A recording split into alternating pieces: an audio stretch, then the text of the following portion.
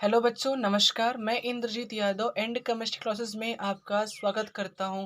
जैसा कि आप सभी लोगों को पता है कि पी ब्लॉक का चैप्टर चल रहा था और पी ब्लॉक में वर्ग नंबर 17 चल रहा था। 17 में हम सभी लोग कल पढ़ चुके हैं कि हैलोजन परिवार की विवेचना कैसे की जाती है।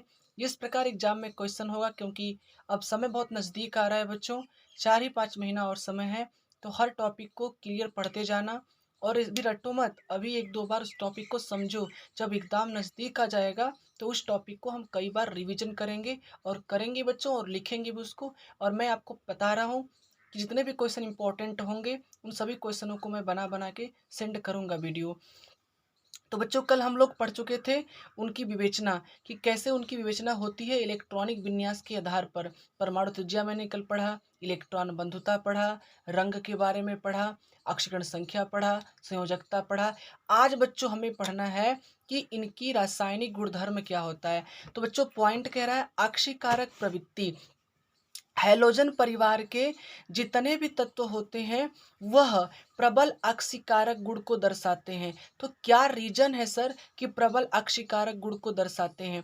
क्योंकि बच्चों यह आसानी से इलेक्ट्रॉन को ग्रहण कर लेते हैं। तो आखिर में जो तत्व इलेक्ट्रॉन को आसानी से ग्रहण कर लेगा ना बच्चों, तो उनके अक्षीकारक प्रवृत्ति बहुत ज़्यादा देखने को मिलती है। जैसा कि आप देख रहे हैं, ये फ्लोरीन, ये क्लोरीन, ये ब्रोमीन, जितने बच्चों अन्य प्रकार के परमाणु होते हैं उनसे मिलते ही उनके इलेक्ट्रॉनों को एब्जॉर्ब कर लेते हैं, ग्रहण कर लेते हैं। जिससे ये पता चलता है कि हैलोजन परिवार के जितने भी तत्व हैं उनकी प्रकृति प्रबल अक्षीकारक होती है। दूसरा पॉइंट है हाइड्रोजन की प्रतिक्रियाशीलता।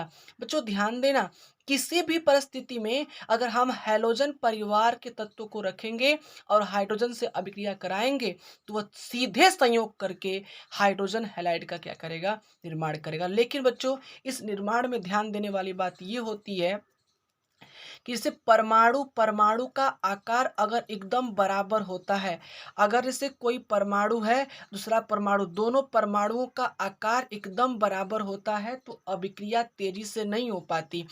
अभिक्रिया होने के लिए एक परमाणु बड़ा होना चाहिए और एक परमाणु छोटा होना चाहिए। तो ध्यान से बच्चों, बात क्या है, परमाणु को ही तो तत्व कहते हैं। तो रिएक्शन के लिए परमाणुओं का आकार बराबर नहीं होना चाहिए। अगर एक परमाणु इतना बड़ा है, दूसरा भी इतना बड़ा नहीं होगा। जब तक एक बड़ा हो एक छोटा हो तभी रिएक्शन हो सकता है।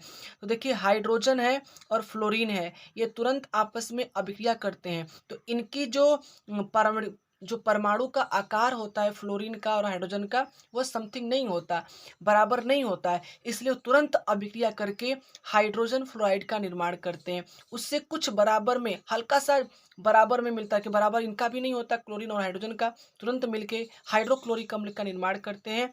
हाइड्रोजन ब्रोमीन से मिलता है तो हाइड्रोजन ब्रोमाइड का निर्माण करता है, लेकिन इनका आकार धीरे धीरे धीरे धीरे समान होने लगता है और आयोडीन का आते आते समान हो जाता है।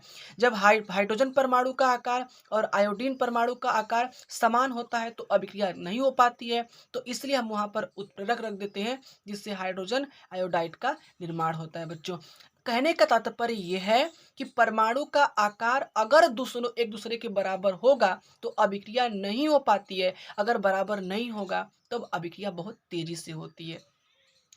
अगला क्वेश्चन है, हाइड्रोजन फ्लोराइड में आंतरिक अंतराणविक हाइड्रोजन आबंध उपस्थित होने के कारण यह द्रव अवस्था में पाया जाता है। वेरी वेरी इंपॉर्टेंट, यहाँ से क्वेश्चन बना है कि जो बच्चों हाइड्रोजन फ्लोराइड होते हैं, जिसको HF कह रहे हैं, हाइड्रोजन फ्लोराइड जो होते हैं वह द्रव अवस्था में क्यों होते हैं? क्योंकि ध्यान देना, उसमें हाइड्रोजन आबंध उपस्थित होता है और हाइड्रोजन आबंध जो है वह प्रबल कैपेसिटी, मतलब प्रबल वंडरवाल्स बल के द्वारा उनसे जुड़ा होता है, जिससे बच्चों हाइड्रोजन फ्लोराइड में फ्लोरीन द्रव अवस्था में पाई जाती है। ये हो गया।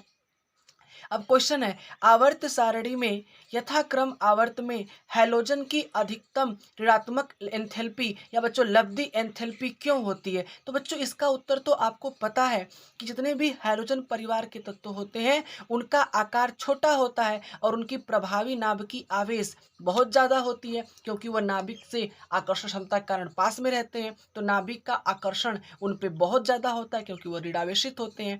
इसी कारण बच्चों इनकी जो एंथैल्पी है, लब्धि एंथैल्पी, इलेक्ट्रॉन ग्रहण करने की प्रवृत्ति है, वो बहुत ज़्यादा होती है, क्योंकि ये प्रभावी नाभिकीय आवेश इनके अंदर बहुत ज़्यादा होता है। फिर कह रहा है क्वेश्चन बच्चों, अगला क्वेश्चन है, अगला क्वेश्चन कह रहा है आपको कि यद्यपि फ्लोरीन की इलेक्ट्रॉन लब्धि क्लोरीन की तुलना में कम ऋणात्मक होती है, लेकिन फ्लोरीन क्लोरीन की तुलना में प्रबल अक्सीकारक होता है, क्यों? बच्चों ध्यान देना, फ्लोरीन की जो ना बंध वियोजन की क्षमता होती है, वो क्षमता बहुत कम होती है, लेकिन फ्लोरीन की आयरन एंथैल्पी क्या होती है? बहुत उच्च होती है। क्यों उच्च होती है? क्योंकि ये इनके जो अंदर इलेक्ट्रॉन त्यागने की प्रवृत्ति होती है ना बच्चों, वह इलेक्ट्रॉन त्यागने की प्रवृत्ति अलग अलग होती है। अब बच्चों अगले टॉपिक ध्यान से देखेंगे। अगले टॉपिक है, कह रहा है कि एफ केवल मतलब फ्लोरीन केवल एक आक्सीकरण अवस्था को प्रदर्शित करता है, जबकि अन्य हैलोजन 1, 3, 5, 7 को दर्शाते हैं। तो बताइए कि क्यों दर्शाते हैं? तो बच्चों ध्यान देना, फ्लोरीन जो है उसमें डी कक्षक नहीं होते, और फ्लोरीन अत्यधिक विद्युत ऋणात्मकता गुण को दर्शाता है, और फ्लोरीन के पास डी कक्षक उपस्थित नहीं होते, जिसके कारण बच्चों फ्लोरीन का जो ऑक्सीडेशन संख्या होती है, अर्थात उसकी जो वैलेंसी होती है बच्चों, वह एक ही रह जाती है, लेकिन अन्य हैलोजन तत्वों में डी कक्षक उपस्थित होता है, इसीलिए वो 1, 3, 5, 7 गुण को दर्शाते हैं। समुद्र में कुछ हैलोजन का सूत्र पर टिप्पणी कीजिए। तो sodium, potassium, magnesium, calcium, chlorine, bromine, iodine, ये सभी जो तत्व होते हैं वो समुद्र में पाए जाते हैं। 2.5 सोडियम क्लोराइड होता है, 0.5 आयोडीन की मात्रा उपस्थित होती है बच्चों। तो आज हमने इतना ही आपको पढ़ाया। कल हेडिंग रहेगी बच्चों डिंकन विधि द्वारा क्लोरीन का निर्माण। नमस्कार, जय हिंद, वंदे मातरम। अगर जो आपको अच्छा लगता है तो चैनल को सब्सक्राइब करिए, बेल आइकन को प्रेस कर दीजिए, और इसको ज़्यादा से ज़्यादा लोगों में आप शेयर कीजिए। आज के लिए बच्चों इतना ही। धन्यवाद। नमस्कार।